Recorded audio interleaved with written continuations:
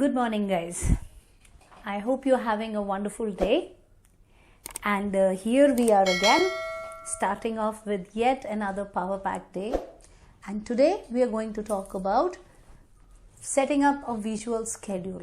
So in this series where we're discussing behaviors, so the first video that we did was how to identify using the ABC analysis whether something is a behavior or whether something is a behavior which is inspired by a sensory dysfunction or it is a behavior for manipulating the parent.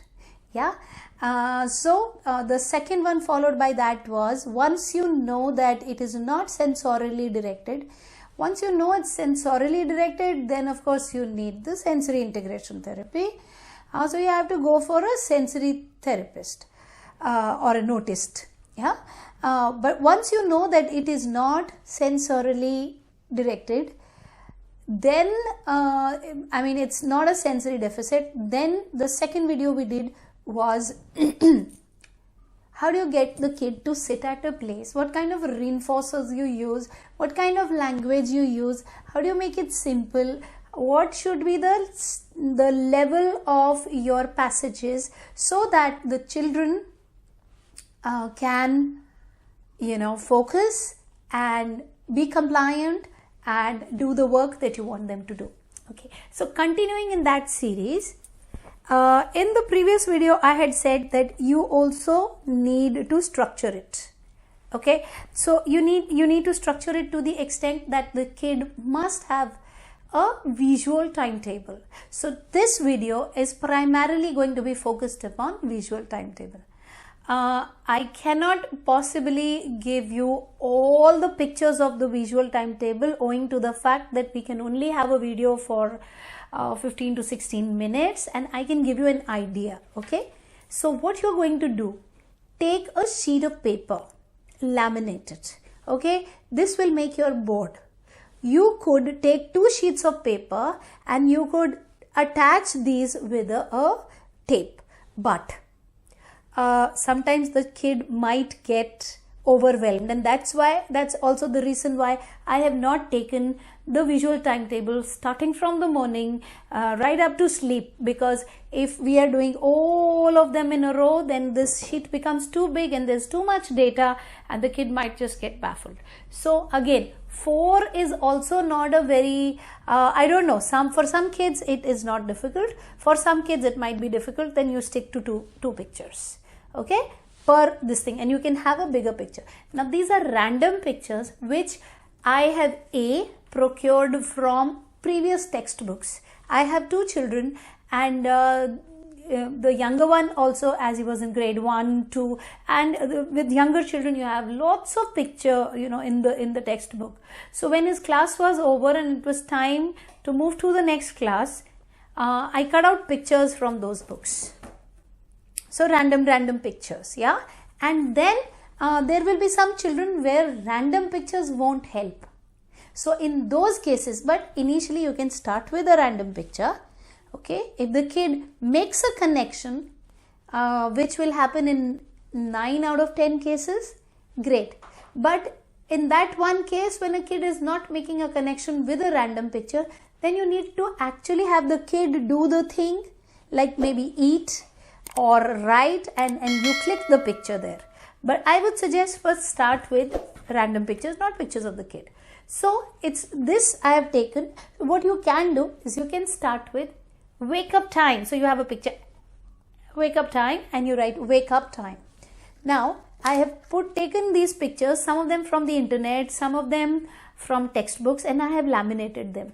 They have something known as a blue tack at the back side. It is called BLUTAC.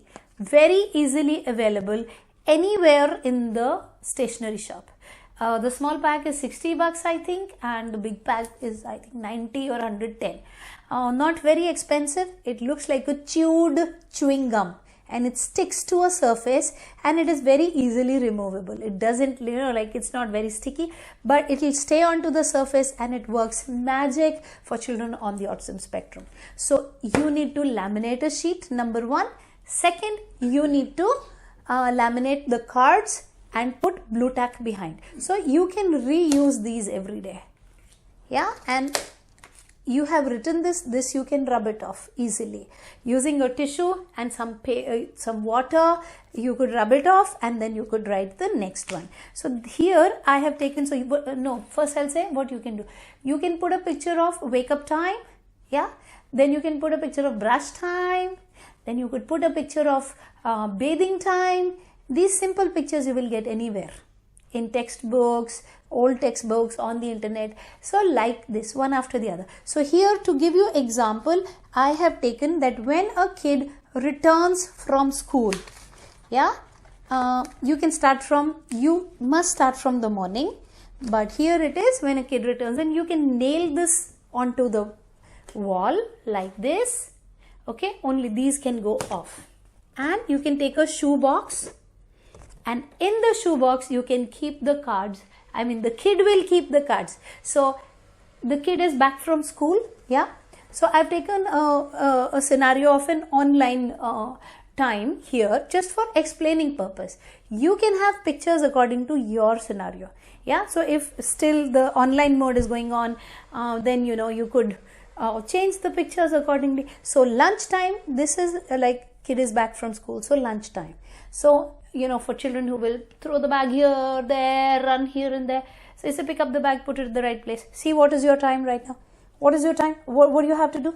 Lunch time. It helps in sight reading also. Every day he's going to see these. And if you're writing with a whiteboard marker, all you need to do is take a little damp cloth, wet cloth, and clean it up. I won't clean it up right now because I want to show it to you. But it's very easy because this is laminate. So you can just simply clean it up. So you say lunch time. So after lunch is over, kid removes it and puts it in the shoebox. And then next one, the kid knows homework time. Yeah. After lunch, if he's sitting in whatever is your structure. So if your kid is resting after homework, you could put a picture of rest time. Or if the kid plays a game, you could put a picture of play time. For giving an idea, I have put these pictures. So homework time. After that, evening time, exercise time, then park time. Like this, by the time you end the day, you can say sleep time. Simultaneously, if you're also teaching them how to see a clock and you have a digital clock, you said sleep time and you put the time, 9:30 p.m. or 10 p.m. So the minute it is, you say 10 p.m. Look at the time, 10 p.m. What is the time? Sleep time. So like this, and day after day after day after day, you can use the visual schedule. What you did, you took a sheet of paper. I have a green one. You could do a white one. You could do any color. That's not, that's immaterial, and laminate it. Then you take pictures. First you write down your child's routine. So he wakes up, he does brush, he takes a bath. So you don't have to go that basic, brush, potty, wearing clothes. Not that basic you need to go. So brush, bath, breakfast. Breakfast ke baad, if he is doing any activity, then you put a card of that activity. If you get a matching similar card, great. Otherwise, put a picture of the kid. And like this, then you laminate these pictures. If you have a laminator at home, great. It's hardly $1,600, so that saves you the trouble of rushing to the market every time. If you don't have a laminator, no problem. You can give it in the market. You get one, sheet done for $20, $25, whatever they take. Then you cut it. Then you get blue tack. You put it here. And when this is up, the chances that the kid will mess around and say that no, I don't want to do this are very less. Some children will be disruptive. Suppose exercise time, they don't want to do. They remove it, they throw it. That no. In such a case, what you do is you take a print of these on a paper and then laminate the whole paper with the print. I have taken cutouts because it is convenient for you, and the same board you can change. You can put another picture. But for children who will not understand this, then what you do is you take this and take a print of this. Once you take the print of this, then there is nothing that the kid can do. Then you take whiteboard marker and you tick this activity done. So if the kid is shouting, crying, I will not do, you hold the kid's hand, give physical prompt, get the kid to tick it. Make him do the exercise and then tick it. You say it is done. So the kid will understand, I need to follow my routine and my structure. Once the kid is sure that he needs to follow the routine and structure, he will stop giving you so much of trouble. Slowly, you can, as the kid learns to read, you can let go of the pictures. And you can simply write lunchtime, homework time, exercise time. That is pretty much similar to having a timetable, just like you would have a timetable in school. So you could have a computer class, you could have swing time, and you could simply later on replace all of that with written words. And the kid, you can then have a whiteboard and have his time schedule written and say, once you finish an activity, tick it. Which is very similar to what we do as a to-do list. So when I come to my office in the morning, I have a small diary, notepad, and I write down what all I have to do today. And as it happens, I keep ticking it. That's a very regular feature. So if we teach that to our kid, that, okay, you go, you do it, it is also developing an independent skill, an independent ADL, which is going to serve and help the kid in the long run. So on that note, correct your child's behaviors by giving them proper visual schedule, by giving them a whole host and a variety of reinforcers, understanding their specific learning style, knowing how to add magic to it, mummy's magic or teacher's magic, and getting the kid to be excited about the reinforcers, getting the kid to be into a routine. You will also add a routine of leisure time management, where you will give them activities which they can do so that they are comfortable in following the routine and they begin to listen to you. Because it's only when a kid is listening to you and following a routine is when you will be able to progress with their academic skills.